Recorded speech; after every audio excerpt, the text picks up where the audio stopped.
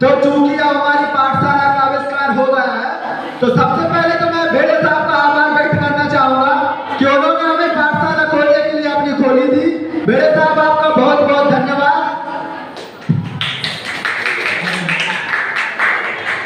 और इसके बाद मैं इस पाठशाला की प्रेरक शक्ति ज्योति सावित्री राव फुले को यहाँ पर आमंत्रित करना चाहूंगा। वो आए और यहाँ पर आकर अपने 2 शब्द कहें। सबसे पहले तो भाई आपके लिए बहुत बहुत धन्यवाद। आज हमारे पाठशाला का प्रथम दिन है, तो बहुत भाग्यशाली दिन है। कुछ दिन पहले मैं एक ब्राह्मण मित्र की बारात में गया था। वहाँ मित्र के रिश्तेदारों ने मुझे बहुत अपमान किया, बहुत निंदा की। बोले कि तुम शूद्र, हम ब्राह्मणों से कंधे मिलाने लायक नहीं हो। सावित्री, उस रात मेरी आंखों से नींद नहीं उतरी। अनेक प्रकार के विचार मेरे मन में विचलित करते रहे, परंतु इनका उत्तर मुझे अभी तक नहीं मिला। क्या हम शूद्रों को पढ़ने का अधिकार नहीं है? क्या हमें सम्मान पाने का अधिकार नहीं है? तो आओ मेरे पीछे, ना लाठी से, ना तलवार से, ना ही तोप तमंचों से। हमें ज्ञान और सम्मान प्राप्त करना है तो केवल ज्ञान से, ज्ञान से।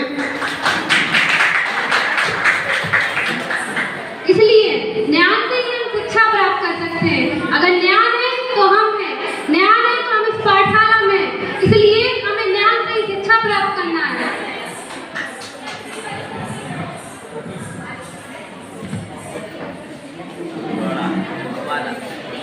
और देखिए, सावित्रीबाई फुले ने एक प्रथम प्रयास अपने गांव में इस पाठशाला को खोलकर किया। उन्होंने कई पाठशालाएं खोली और उन्होंने कई पुरस्कार भी सहा। तो देखते हैं हम अपना अगला दृश्य।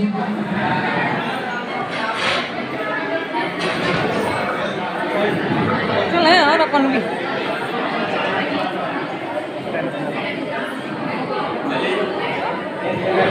खत्म हो।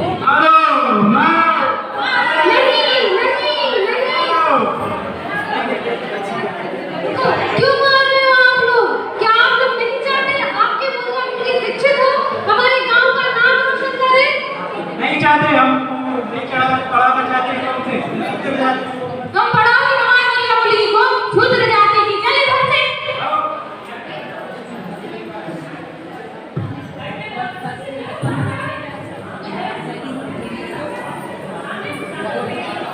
पंडित जी, ये तो सावित्रीबाई है, इसके साथ ये क्या हो गया? ये शूद्र जाति की हमारे ब्राह्मण जाति को बदनाम करना चाहिए। समाज में ऐसे व्यक्तियों के साथ ऐसा ही होता है। इसके साथ जो हुआ ठीक हुआ। तू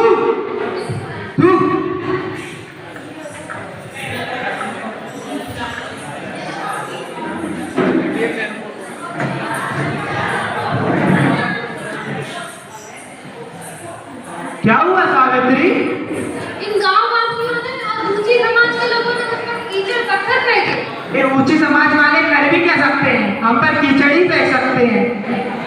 सही कह रहे हो आप। चलो सावित्री, अब तुम्हें पढ़ाना और शिक्षित करना है। ज्योति, बहू क्यों रो रही है? बहू की साड़ी पर गोबर और कीचड़ कैसे? बाबा, पाठशाला से आते वक्त सावित्री के ऊपर किसी ने कीचड़ फेंक दिया। नहीं तो क्या फूल बरसाते? मैंने तो तुम्हें ज्योति 20 बार समझाया है, ये धर्म कर्म का मामला है। तुम इसमें अपनी बेकार टांग मत अड़ाओ। लेकिन नहीं, तुम तो जिद्दी दे रहे, तुम्हें तो अपनी चलानी है। ये पाठशाला खोलकर तुमने पूना के हर ब्राह्मण को अपना दुश्मन बना लिया है। बाबा, हर ब्राह्मण एक सा नहीं होता। कुछ ब्राह्मण मेरे साथ भी हैं, कुछ ब्राह्मणों ने मेरी मदद करी है पाठशाला खुलवाने में। देखो ज्योति, ये मिशनरी स्कूल के मास्टरों ने तुम्हारा दिमाग खराब कर दिया है। अगर मैं उस समय गांव वालों की बात मान लेता तो आज मुझे ये नहीं देखना पड़ता। बाबा, आप ही बताइए, क्या हमें शिक्षा पाने का अधिकार नहीं है? क्या हमें सम्मान पाने का अधिकार नहीं है? हमें भी सम्मान चाहिए बाबा, हमें भी न्याय प्राप्त करना है। देखो बेटा ज्योति, हम शूद्र हैं, ये हमारा धर्म है। बाबा, धर्म की बात आप मान लीजिए, क्योंकि भगवान ने किसी भी धर्म, किसी भी देश में किसी भी प्रकार की बुक को नहीं लिखा है। हम उस किताब को हम मनुष्य ने लिखा है। अहो, बाबा तो बस पंडितों और ऊंची समाज के लोगों की बात सुनिए। देखो ज्योति, हम शूद्र हैं, हमारे पूर्वज और पूर्वों ने कुछ नियम बनाए, हमें उनका पालन करना चाहिए। बाबा, मैंने भी एक नियम बनाया है। आओ मेरे पीछे आओ। शिक्षा पाओ और दिलाओ, शिक्षा का आनंद मान, सावित्री और ज्योति का कहना लो मान। देखो ज्योति, अगर मेरी बात नहीं मानी तो तुम्हारे लिए मेरे घर में कोई जगह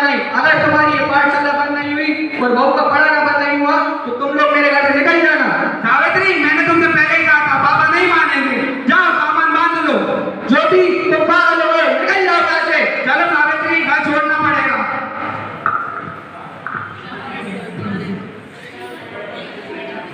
अरे सावित्री बाजी और ज्योतिराव फुले जी, आप दोनों कहाँ जा रही हैं? मैं बाबा से घर से निकालूंगा। अरे बहन, तुम परेशान मत हो, आप दोनों जितना दिन चाहिए हमारे घर में रह सकते हैं। जी धन्यवाद, आइए। और फातिमा शेख जो कि मुस्लिम लेडी थी, उन्होंने बहुत ही सम्मान के साथ दोनों को अपने घर में रखा, क्योंकि मुसलमानों को भी उस समय में बिल्कुल भी बाहर निकलने का अधिकार नहीं था। इतनी कठिन परिस्थितियों में फातिमा शेख ने सावित्री बाई का साथ दिया। फातिमा बहन, मैं विधवा बहनों के लिए पाठशाला खोलना चाहती हूँ, क्या आप मेरी मदद करोगी? हाँ बहन, मैं भी बहुत दिनों से यही सोच रही थी कि एक विधवा बहनों और सती बहनों के लिए एक पाठशाला और एक आश्रम खुलवाना चाहिए, ताकि ये हमारी बहनें सुरक्षित रह सकें। शुभना बाजी, आपका क्या ख्याल है इसमें? मेरा भी यही ख्याल है। हाँ बहन, तो फिर खुलेगी एक पाठशाला, संभालिए, और फिर मिलकर सब पाठशाला हम संभालते हैं। हाँ बहन, क्यों नहीं, हर पाठशाला को हम सब मिलजुल कर संभाल लेंगे। चलिए चलिए। मैडम ध्यान भूल गई क्या?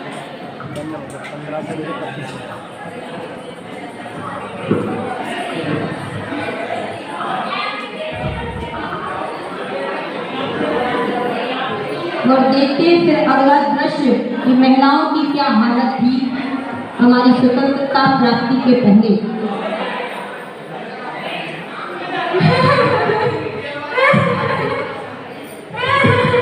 सरपंच जी बोले तो उल्टा मरने जा रही है। हाँ सरपंच जी, देखो वो जैसी मरने जा रही है। अच्छा, वो मरने जा रही है।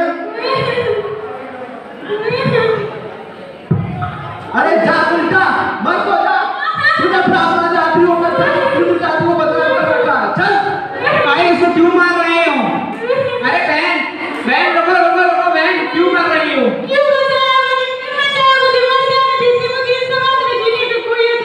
नहीं नहीं बहन, तुम चलो मेरे साथ। अरे मैंने ये तो माफ किया है, मैं किसी को मुंह दिखाने की काबिल नहीं बची। चलो चलो बहन, मेरे साथ चलो, चलो।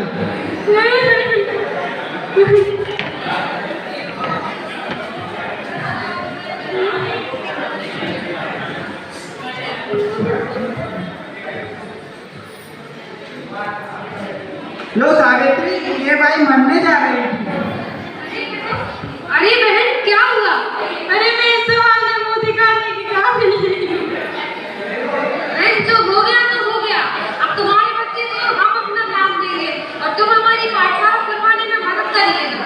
ठीक है बहन, चलिए।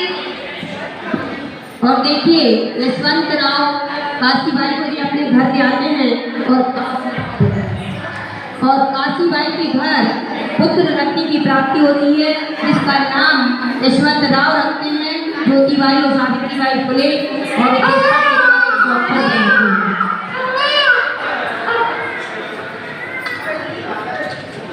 सावित्री बाई,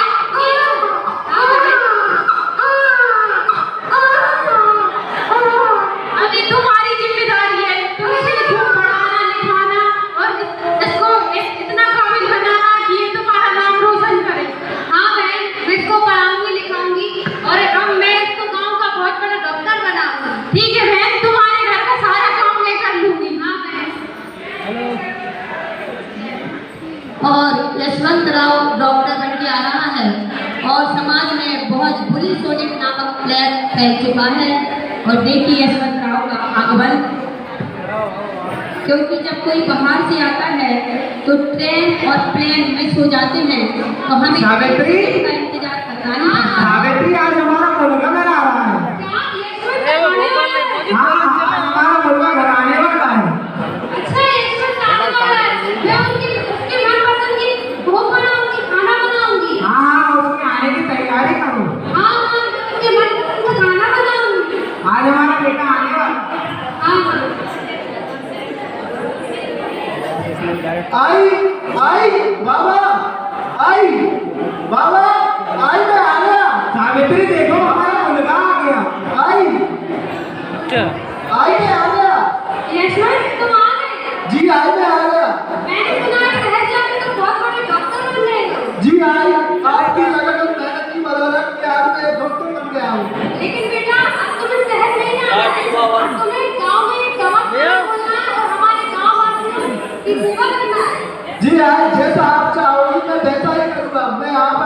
खोलूंगा।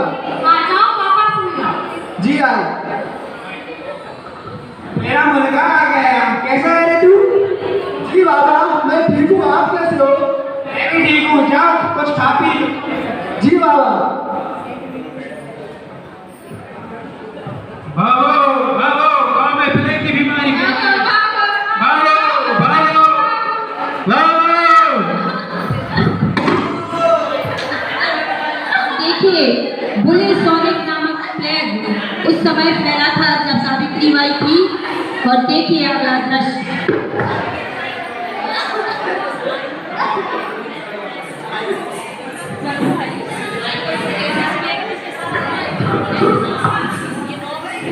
ओ भाई, ओ मेरे भाई, ओ मेरी बहन, ये क्या हो गया? गाँव में महामारी फैल गई। सावित्री बाई का लड़का डॉक्टर बन के आया है। सावित्री बाई गाँव में महामारी फैल गई है, लोग मर रहे हैं। यशवंत राव कहाँ है आपका? आती हूँ अभी। यशवंत जी आई।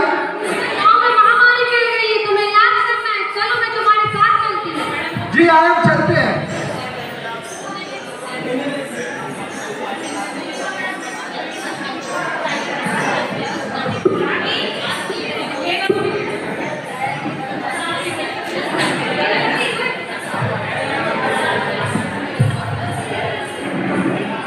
और यशवंत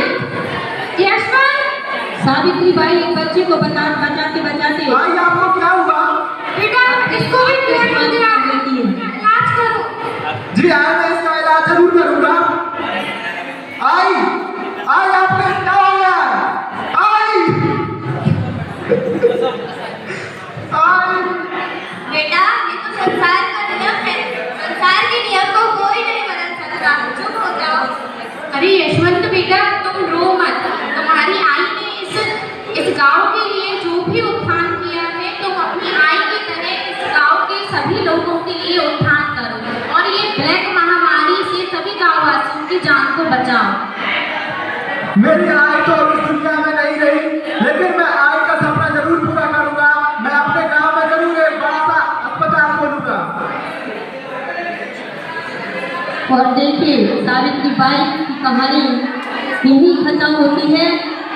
सावित्री बाई को मैं शायद समझती हूँ कि यहाँ बैठे कम लोग उसके बारे में जानते होंगे कि उन्हें भारत की प्रथम शिक्षिका, प्रथम प्राध्यापिका होने का गौरव प्राप्त हुआ था।